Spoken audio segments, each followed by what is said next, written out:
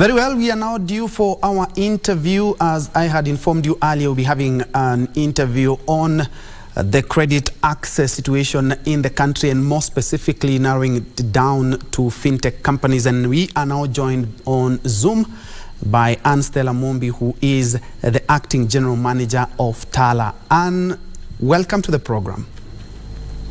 Thank you so much. Pleasure to be here. Good to have you. Now, thank you. What is the status of the industry since the operationalization of digital credit providers regulation by the government?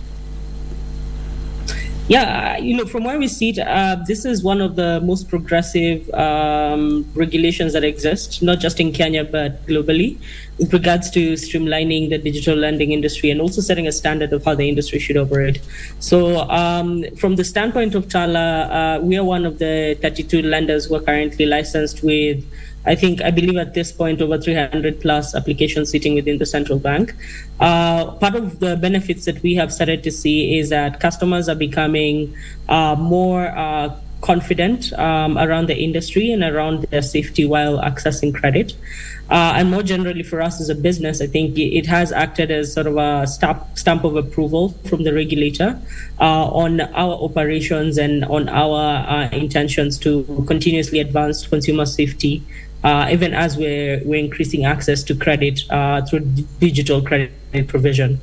And has these regulations affected the demand for credit, and especially on the digital platform? And if yes, in what ways?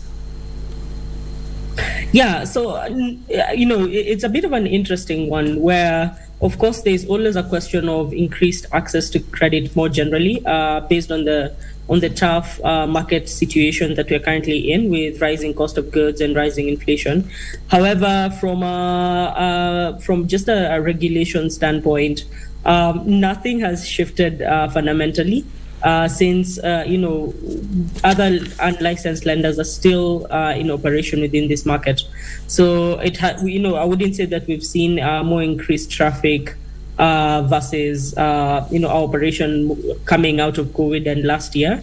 However, definitely the market is going back to par conditions, of course, coming out of the 2-year COVID slump. And due to the current economic situation that most countries are experiencing, what has been some of the borrowing trends that you have witnessed, and especially being one of the leading fintechs in the country? Yes, for sure. And currently we are the largest private lender in this market. And part of what we've done year on year is launch something we call the TALA Money March report that we launch in March, just looking at consumer behavior and how consumer needs are evolving. So coming out of the one that we launched in 2023, just in March a few months ago, we noticed that Kenyans are actually tightening their belts in the bid to manage the rising cost of living. So what I mean by that is we're just seeing a lot more people cutting spending on what you'd consider non-essential or luxury items, while actively increasing the savings that they're putting aside. In some instances, we did see customers actually borrowing to save, which is quite an interesting trend.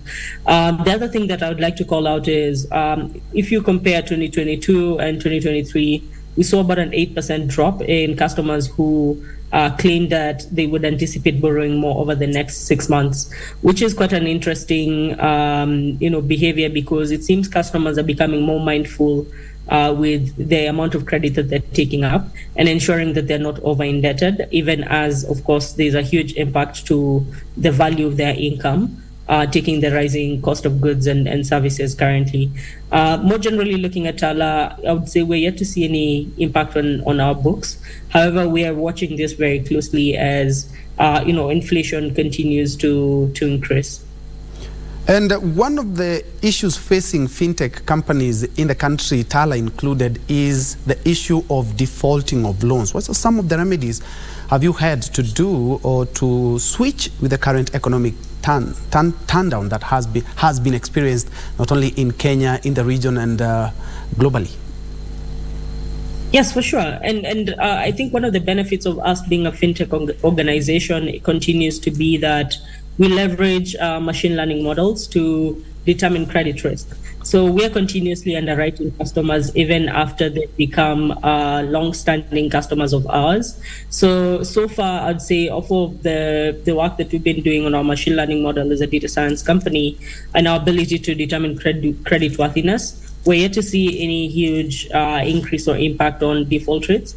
However, that said, we're very, very aware that customers are going through a tough time. As a business, one of the things that we have instituted to always ensure that our customers are well set up is enable them to be able to call us and renegotiate the terms of their repayment. So whether this means that they're renegotiating how fast they can be able to pay the loan or renegotiating their due dates, then allowing for those different inputs to just ensure we're supporting customers even as they're readjusting to the new way of living. Interesting conversation. Thank you so much, Annastella Mumbi, who is the acting general manager at TALA, one of the leading fintech companies in the country, shedding some light on the credit access and especially when it comes to money borrowing through your phone. Thank you so much. Unfortunately, we are out of time. An interesting conversation, though. Yes, thank you so much. I appreciate it.